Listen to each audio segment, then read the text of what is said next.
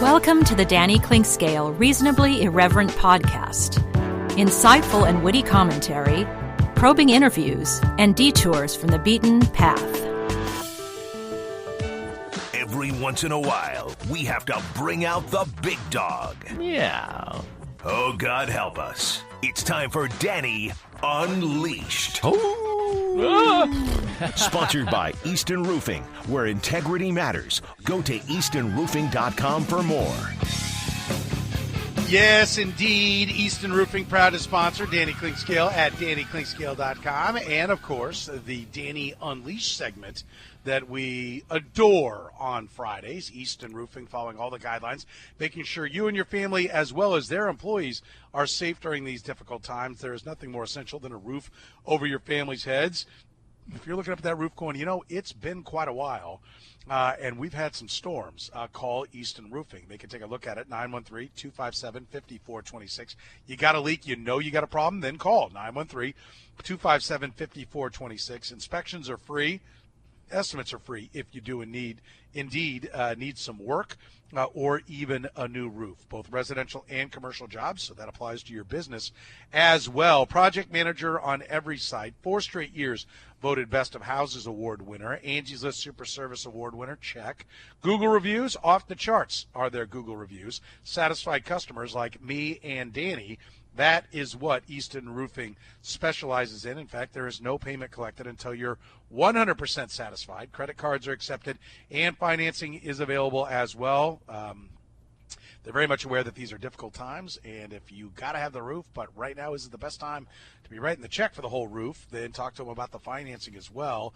Taylor will be happy to take your call at 913-257-5426. She'll get the process started, whether that's getting one of the guys, Charles, Austin, Chris, Dan, or the lovely Sam out to your house to get you that free estimate, or if it's just to go ahead and get you scheduled for the roof. If you know it's coming, whatever you need, she'll be happy to help you out. Serving the entire metro area, including Lawrence and Topeka. That is Easton Roofing. Check them out online at eastonroofing.com. Easton Roofing, integrity matters. Danny, my friend, how are you? I'm doing just fine, Soren.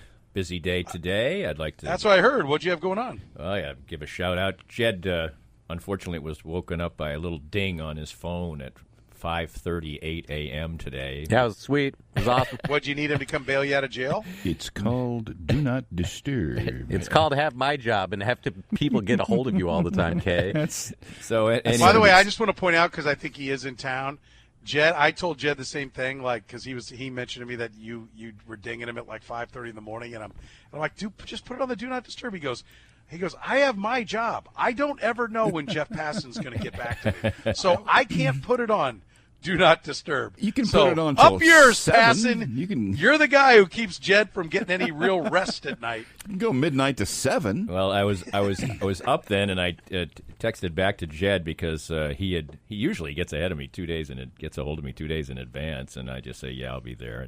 But he did it last night, and I didn't have my phone on, so I sent it this morning, not knowing that I would be dinging him. But now that I know that, I will keep it in mind, because I was up early because I spoke to the Shawnee Rotary today, and a really nice group of people, and had a very good time and talked about a wide variety of things. And some people were on Zoom and some people were there in person. They did a great job of social distancing, and everybody was in a mask, and we were spaced out very nicely, but a nice group, so I wanted to give them a shout out. It was really a lot of fun. And Fridays is, of course, Kansas City Profiles, presented by Easton Roofing, and a person near and familiar to us here is the subject this week, Les Norman, who has really a fantastic story of overcoming adversity and difficulties in his life, and really enjoyed the conversation. And if you don't know his backstory, it's a remarkable one, and he tells it with emotion. And I guess I'll give a little spoil. I Barbara Walters'd him. I see. So, anyway, it's a really, really good addition. They all are. I mean, I talk to very interesting people, and I really don't have to. I consider myself a good interviewer, but generally they're telling their own story, so you don't have to exactly, do much heavy lifting. But it's a great addition. Here's how good a guy Les Norman is. One night, it was a couple years ago, we had an issue with our Royals pregame. show, and suddenly we had to throw something together. Les happened to be in the hallway getting his mail, and I said, "Hey, can you come in and sit in for a segment?" He sat there for 40 minutes and just talked baseball, and I'm like, "Thanks, man." He's like, "Yeah, no problem, sure." I was like, "Are you kidding?" Also, because the person who let us down is listening on the stream. Thanks a lot, Bolig. Oh, that's right, it was. But Les sat down and with 3 segments on the pregame show. He was getting his mail.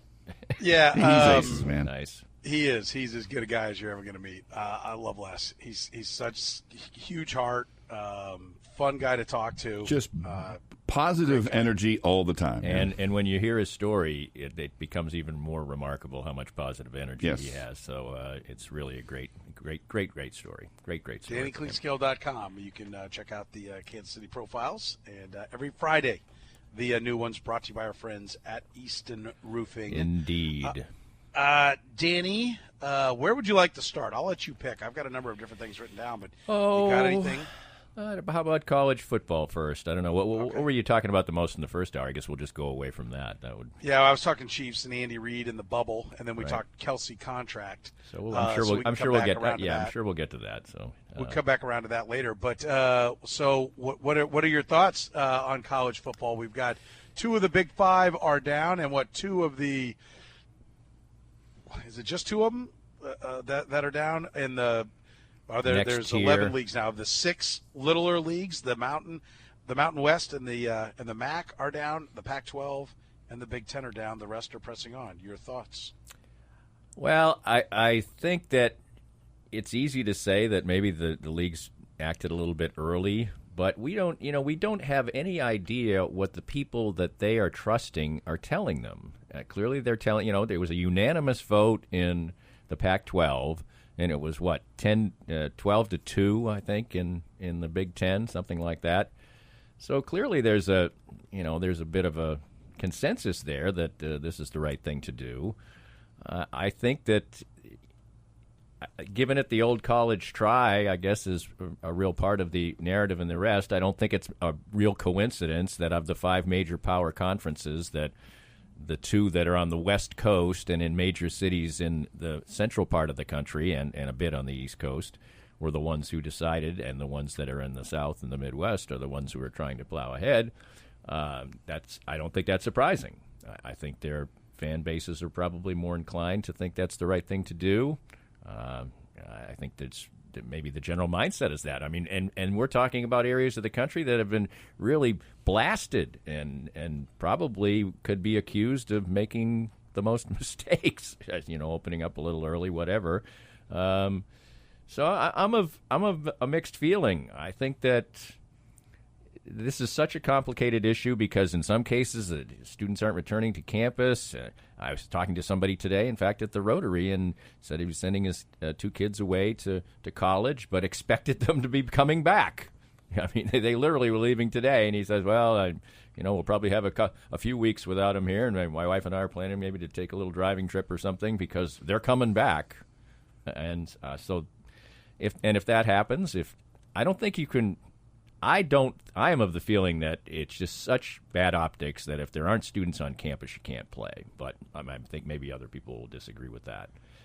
There are arguments to be made, certainly, that the football players themselves are probably in a better place when they're being supervised. But if they were being supervised and not playing football, that probably would be the best thing for their health and well-being.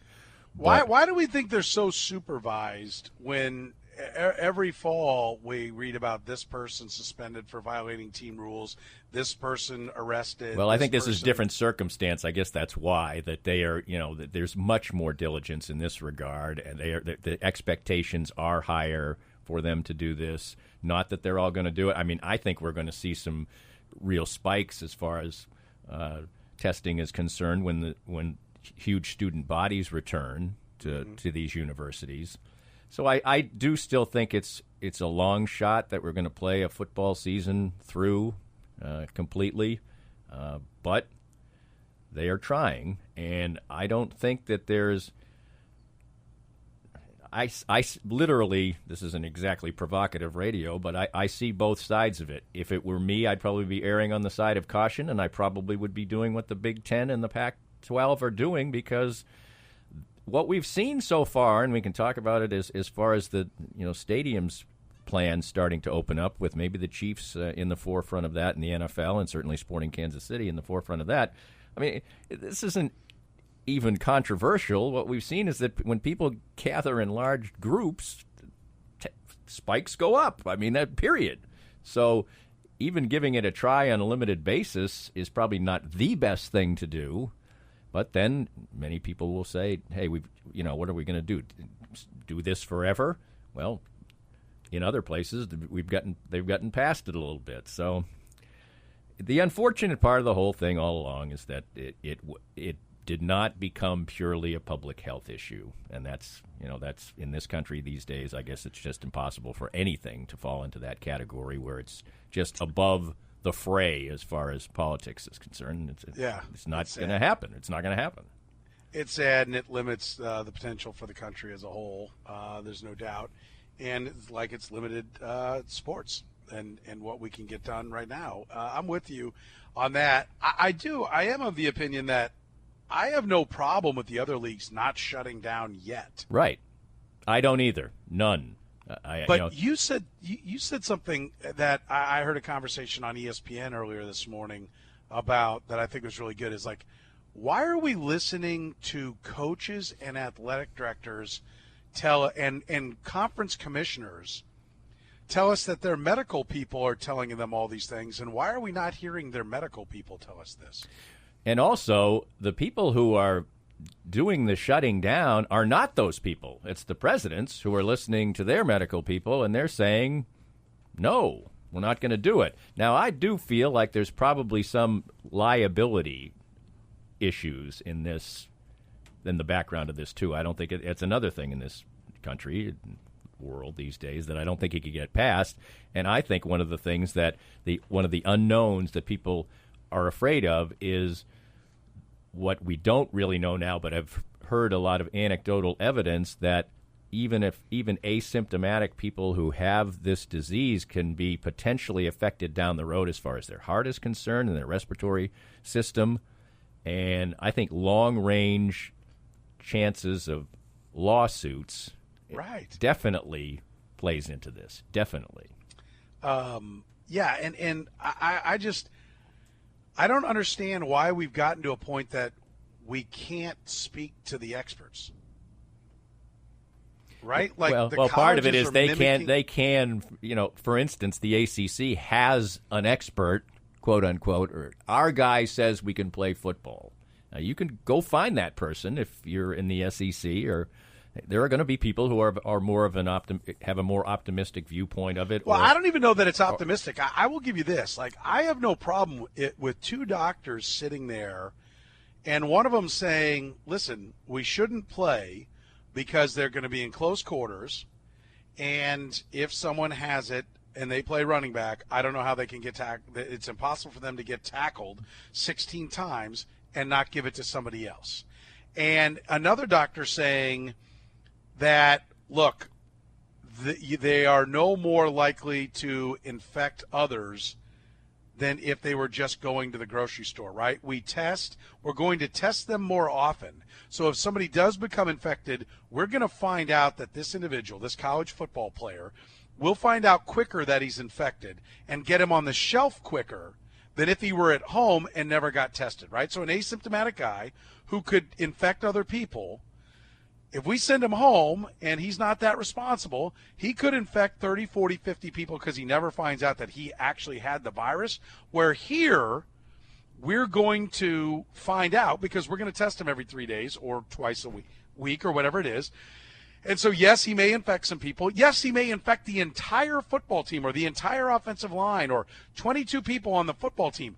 But after 3 days, we're going to know, and we're going to be able to put a stop to it where he will go on infecting people if he goes home.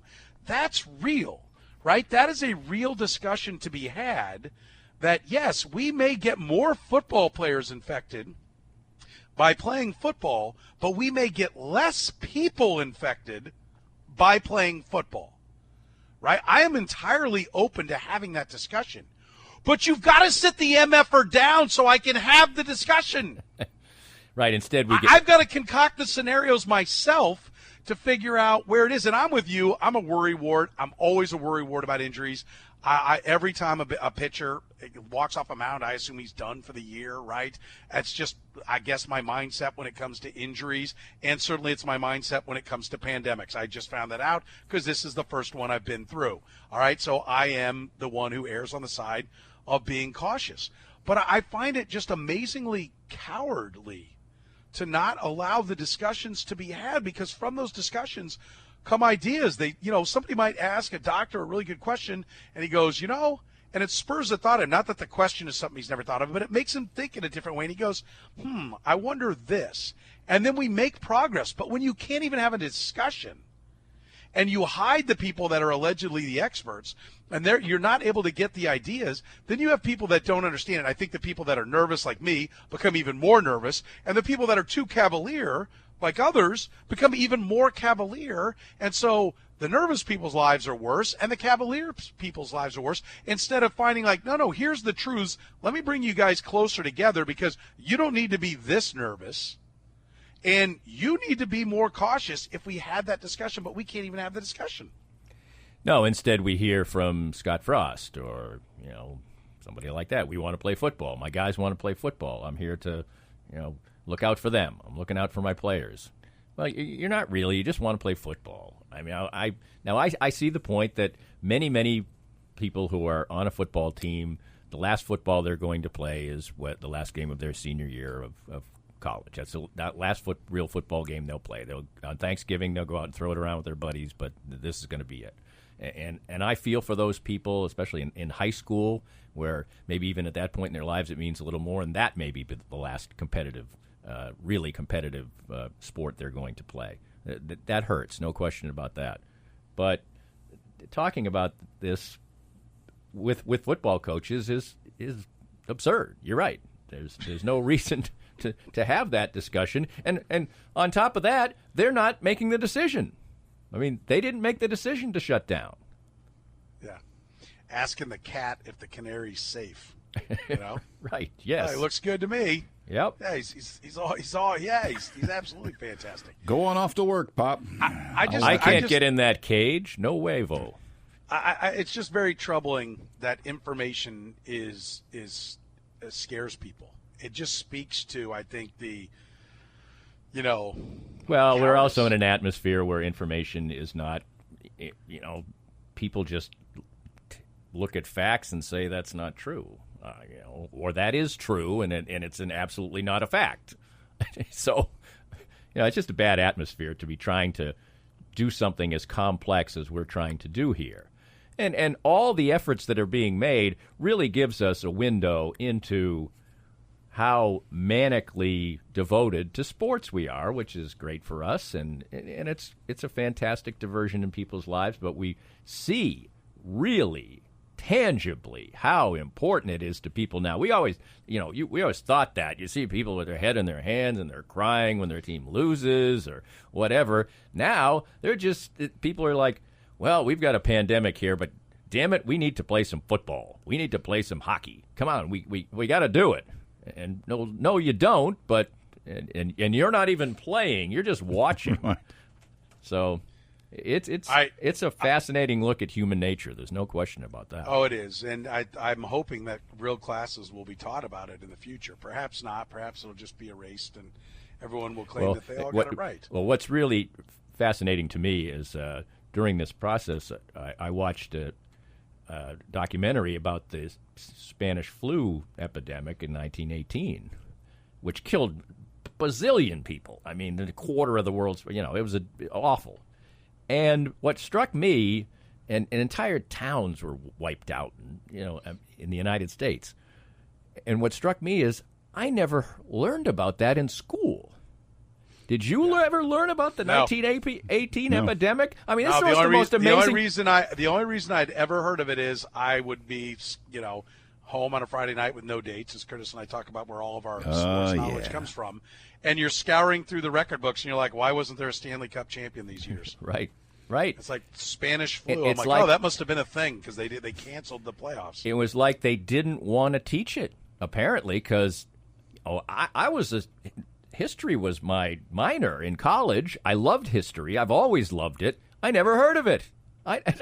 So it must have been just we're not going to talk about that. That was too awful. Now Ixnay on the Anish flu spay. Right, and I don't think in this day and age that can happen, but maybe it won't be as emphasized as much as it was. It'll just be a big sigh of relief. And boy, 2020, that sucked. Well, now we've said that all along. Well, now we're further into 2020 than we are closer to 2019, and we're closer to 2021. And I don't think we're going to be able to look back and say just 2020 sucked. Unfortunately, no, not where we sit right now. All right, I want you to think about this. What are we going to look back a year from now, 2 years from now, 5 years from now? I want to know, one, what the consequences are of what the Big Ten and Pac-12 have done, if they indeed are the only two Power 5 conferences to shut it down. What are the consequences going to be, if any, right? And I think there'll be some, for sure. And then what's going to constitute them winning, right? It can't be we went different paths and did different things. Somebody has to be a winner and somebody has to be a loser. So what does winning look like for the Big Ten and the Pac-12? What does it look like for the ACC, SEC, and Big 12? We'll tackle that with Danny Clinkscale. He's brought to you by our friends at Easton Roofing, Joe Spiker and his great local company. Easton Roofing, one of the fastest-growing companies in Kansas City. Why? Happy customers. Check out their Google reviews. You'll see just how happy people are after having their roof either repaired or replaced with Easton Roofing. You can find them online at eastonroofing.com or call them at 913-257-5426. Easton Roofing.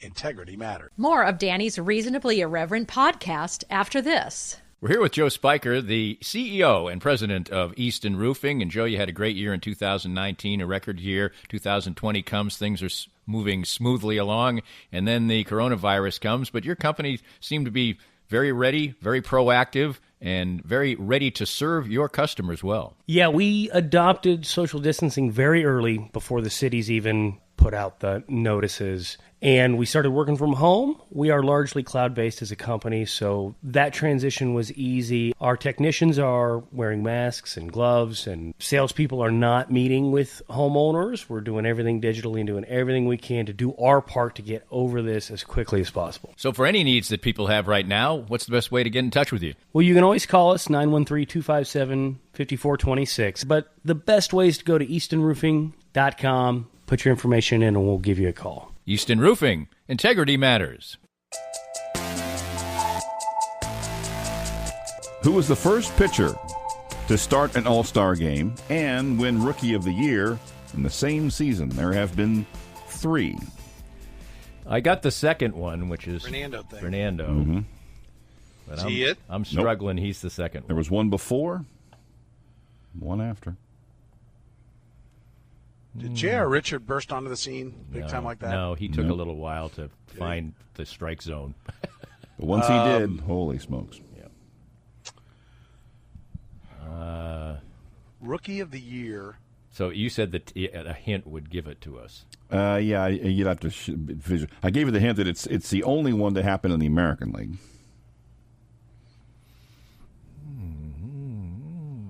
Rookie of the Year. And start the All-Star game. You know, we should really know this because pitchers don't win Rookie of the Year that much. And it was before Fernando in 81, right? Mm-hmm. So 70s. Jim Palmer? Mm-mm. No. Oh, is it an Oriole? Nope. Mark the Bird Fidrich? Mark Fidrich, Oh, there you go. 1976. Nailed it. Born on this date. The other, another Dodger, Hideo Nomo in 1995. Those are the 3. I like that. Good Sense, what we were playing for, goodsensesubs.com. And, of course, get the app. It's on my phone right here, quickest way. You can click, and you got your sandwich, whether you want to carry it out, whether you want them to deliver it, go inside, whatever you want. They have you covered at Good Sense, goodsensesubs.com, slicing the meats fresh right in front of you when they make the sandwich, baking the bread fresh twice each day. In fact, if you're wearing a soccer jersey, they're a proud partner of Sporting Kansas City, our good sense. If you're got a youth wearing their youth soccer jersey, they get a free cookie. They're baking those fresh each day as well at Good Sense. Their pastas, their Good Sense to-go meals are a great option as well. But, of course, the star of the show, their wonderful sandwiches, founded right in Lenexa, Kansas. Thank you, Joe, for founding the Good Sense. You can get it today. Get it right now for a late lunch or on your way home for some dinner, or have them deliver it. It's at goodsensesubs.com. Danny Clinkscale's with us, brought to you by Easton Roofing. What is going to constitute a win? Because we have to have winners and losers now. You can't just be like, hey, we were cautious, and, hey, we were more bullish on what it was going to be, and, well, we each went our way, and we just did it different. No, somebody's going to win, and somebody's going to lose. What does a win look like for each side? I think there can be more than one winner in this. If the other Power 5 conferences play a few games and then have to shut it down, they can certainly say, we gave it a try, we realized it wasn't the safe and efficacious thing to do, so we stopped, which would still make a winner of the Pac-12 and the Big Ten, because they would have said, we knew all along that this was the right course to take, and we did it without potentially endangering other people. So you could have that. Now, if the other Power 5 conferences play the schedules they've set up successfully, they have playoffs, and they crown a pseudo-national champion, then the Pac-12 and the Big Ten. Would it be a pseudo-national champion? That's an interesting sidebar. To me, it would if you don't have two of the Power 5. 40% of the Power 5 conferences did not play football that year. I think it at least deserves an asterisk. Except one of them has played in what, maybe how many Final Fours have we had now with the playoffs? And Oregon has played in it once. I think first one was 13 or 14. Right, but if you don't have a true legitimate, contender like Ohio State. See, I'll disagree football. with that. I get your point, but I will disagree with that. If they play, whether you and I like it or not, and whether or not years from now they pay hundreds of millions, if not billions of dollars in lawsuits because of health concerns, but if they play and they get through a season and 2 teams are chosen or 4 are chosen, and they play and they win a championship, that's a real championship. Oh, I'm not saying pseudo is probably the wrong word, but I think this would be more tainted even than what we're going to see in the other sports, because they're going to play a significant amount of playoff action with all the teams playing. Well, Bob Bowlesby was asked that question earlier this week, and he says if you have a spring champion and a fall champion, if they were able to pull that off, does that make it? He goes, well, that would kind of cast doubt on there was a real champion, wouldn't there? I would say no, because in this era where we are now, the bulk of the real contenders are still lined up ready to go. And Ohio State is really the only true contender, because I think there are about 9 teams. And Ohio State's the only one. Penn State and Ohio State are the only 2 that I think had a shot at winning. And maybe I'm wrong. Maybe this was Jim Harbaugh's year or something, or Scott Frost was going to unleash the fury. And, listen, we'll never know.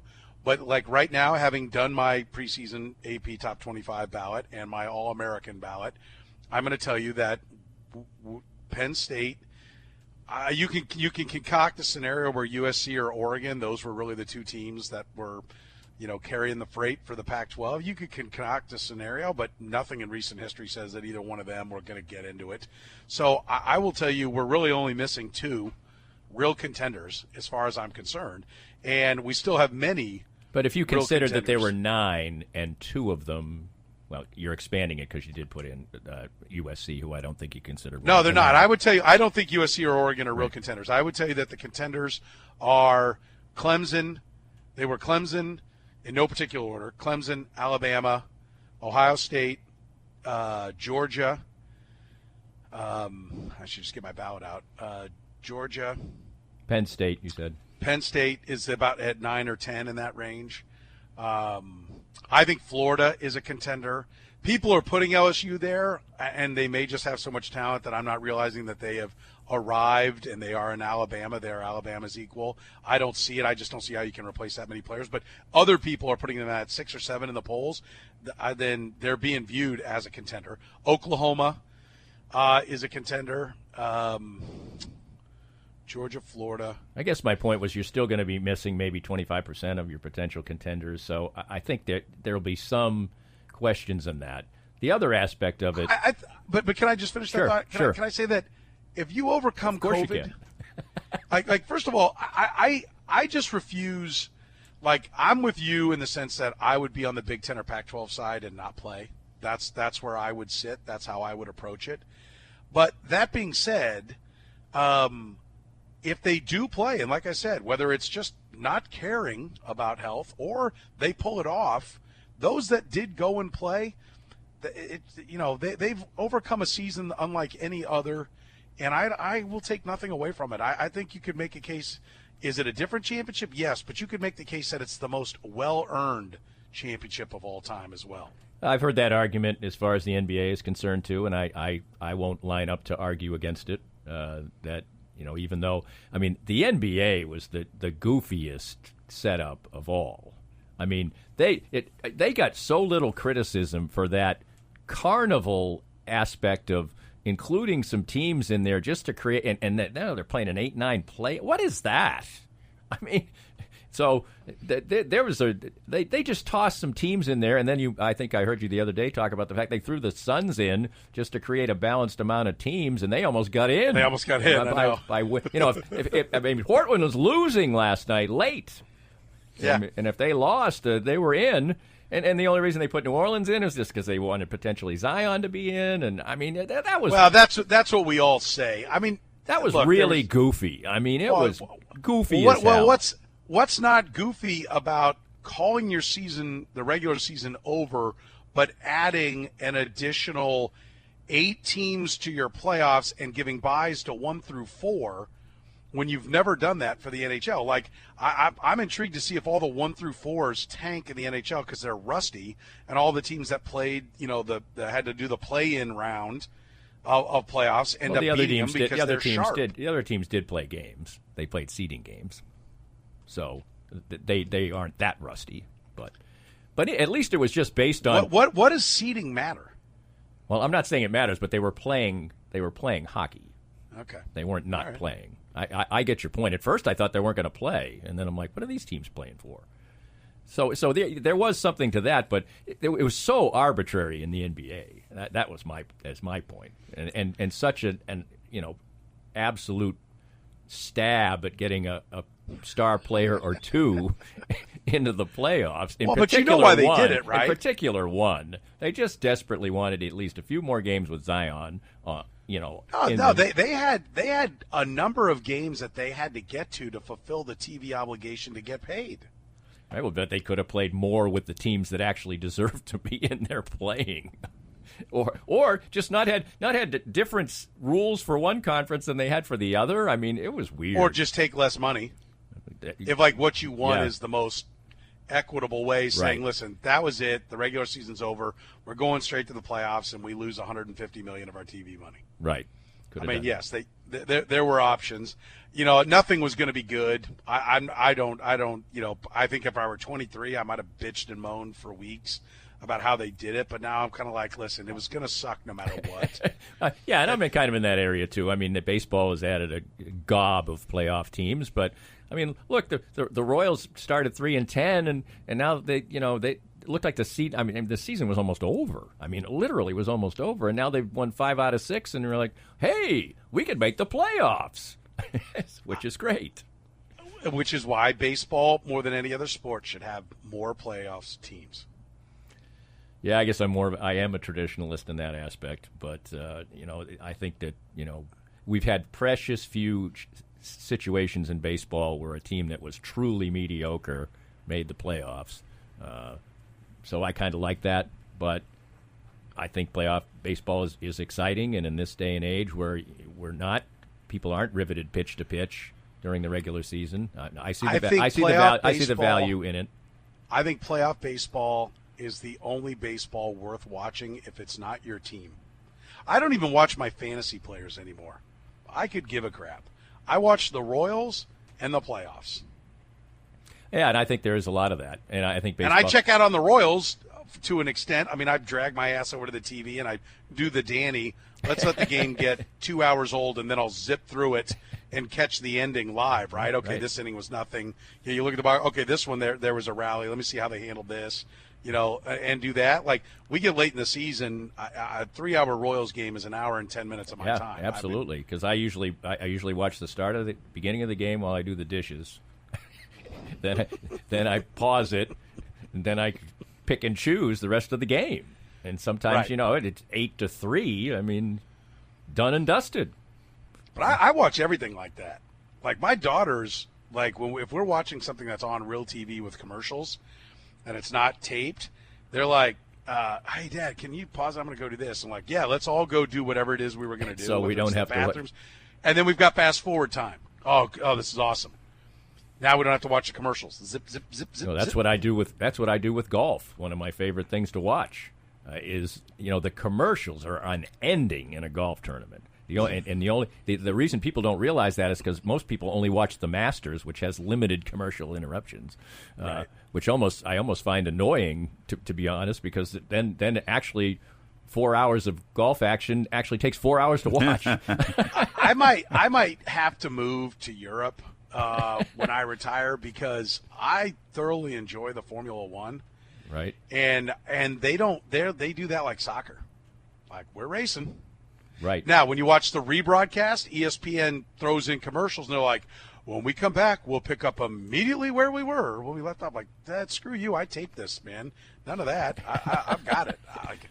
We ain't picking up. We're 2 in the door. Well, I think we've talked about this, that that sport too, and soccer.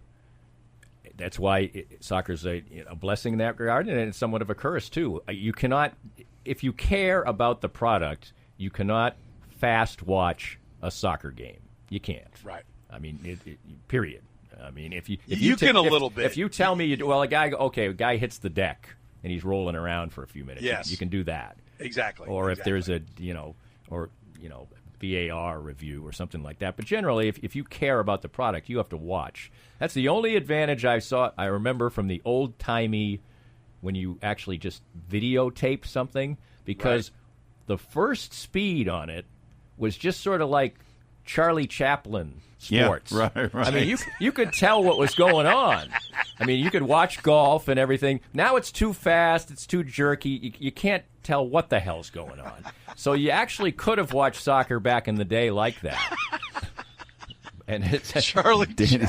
It was. Right. Everything was the tramp. It was just like, dee. Oh, okay, they're walking up to the green. Now I see he's lining up the putt. I can stop it again. You can't do that. You can't do that. Danny's going to run for public office, and his platform is going to be bring back the VCR. Bring back the VCR, man. Or bring back the VCR. Make the DVR emulate a smooth 12% faster. Can't we do that? They must have the technology to do that. Yeah, it's probably. Yeah. All right, we'll take a break. More with Danny Clinkscale, brought to you by our friends at Easton Roofing. You can find them online at eastonroofing.com or call 913-257-5426. No payment collected until you're 100% satisfied. And, of course, free inspection, free estimate.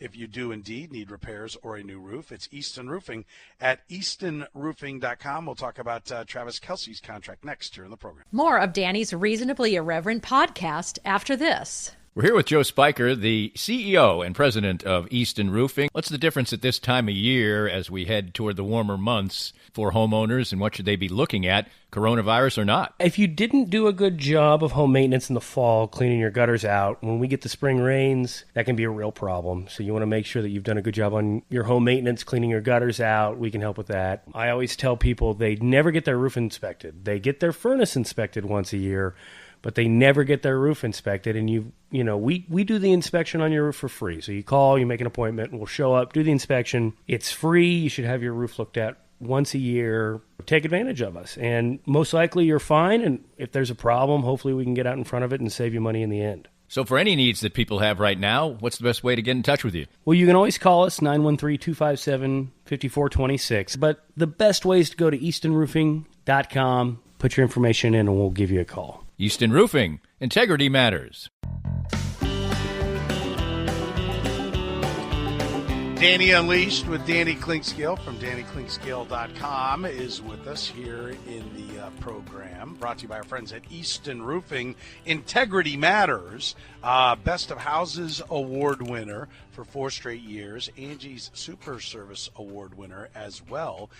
Find out why their Google reviews are so high for yourself by calling 913-257-5426. One of the fastest growing companies in Kansas City. That's Easton Roofing. Check them out today.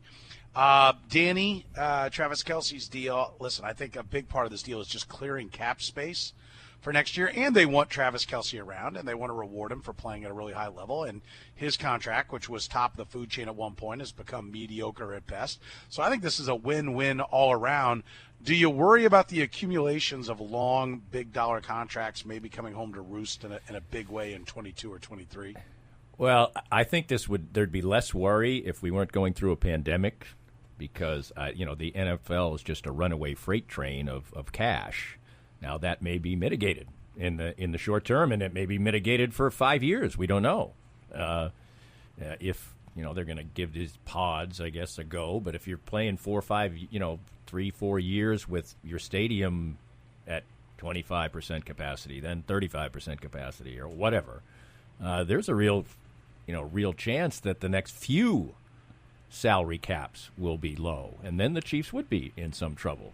But if that does not occur, what struck me is that the Chiefs, who have done many, many wonderful things for Patrick Mahomes, who has done many, many more wonderful things for the Chiefs, is almost guaranteed to have this scenario never played out, where he would have all these weapons, and then all of a sudden, 4 years down the road, he doesn't have Travis Kelce, he doesn't have Tyreek Hill, the running back they just drafted isn't any good, whatever, and he goes out and he actually doesn't have a great season.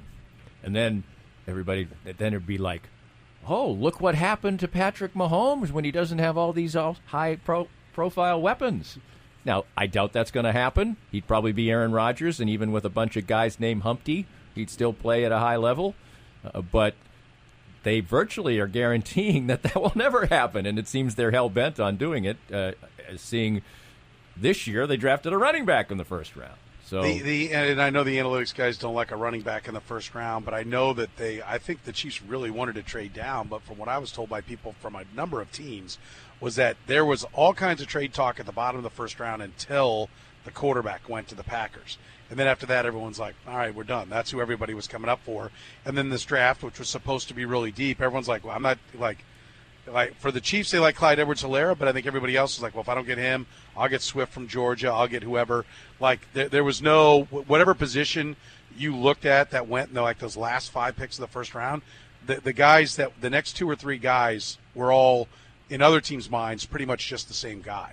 So I think the Chiefs would like to have traded down and taken a running back later. I think Clyde Edwards-Helaire is who they really wanted. In fact, I had a personnel guy from a team tell me that they had him graded like they see him as like a Christian McCaffrey, that like he grades up that high, that they think he's going to be such a threat in the passing game. Right. That's why they loved him. And I assume Andy Reid will use him the same way that they were thinking of using him. But I do like that from an analytics standpoint. They're saying, look, you don't win with defense anymore. Like, yes, you want a good defense. And, yes, there will be a game at some point, probably even in the playoffs, where your defense has to get a stop. You're not going to win with the worst defense. Chiefs tried that for the last couple of years, in 17 and 18, and they couldn't get it done. But, like, you're still going to win with offense. And as long as you've got firepower, you can be trailing by 10 with 7 to go, and you can finally find the right combination and get it going. And so to me, they're making sure that the offense is ready to go, and I'm with you. He's not going to look bad, but they're not going to look bad either. Totally agree. And we're just never going to know. I'm not trying to say that Patrick Mahomes is the product of all that's around him, but he's got the sweetest deal ever for a quarterback. An offensive genius at the height of his powers who has had a general manager who has bought into what you just said, that offense wins in the NFL right now, and he's got weapons all over the field. I mean, it couldn't be better. And you know what? He deserves to have that, because he has shown that he makes plays that nobody else can make, and has done things that nobody else can do. and the Chiefs wouldn't be champions right now without that. So it's a perfect marriage, an absolute perfect marriage, and it just should put a gigantic, toothy grin on every Kansas Cityan. He's so good that once you move to 4-down mode, he can't be stopped. It's just a matter of, do you score without leaving time? I mean, he's made what used to be just disaster irrelevant. 3rd and 15, 3rd and 18, 4th and 12. No problem. Ho-hum. Yeah, no problem. No worries. We just move on. Danny, you're the man. Always great talking to you. Have a safe weekend. We'll talk to you next week. Sounds good. This podcast was made possible by our great sponsors like Easton Roofing, the presenting sponsor of Kansas City Profiles at the Danny Kling Scale Reasonably Irreverent podcast. Easton Roofing, where integrity matters. We hope you enjoyed the latest Danny Kling Scale Reasonably Irreverent podcast. Come back soon for something fresh and new.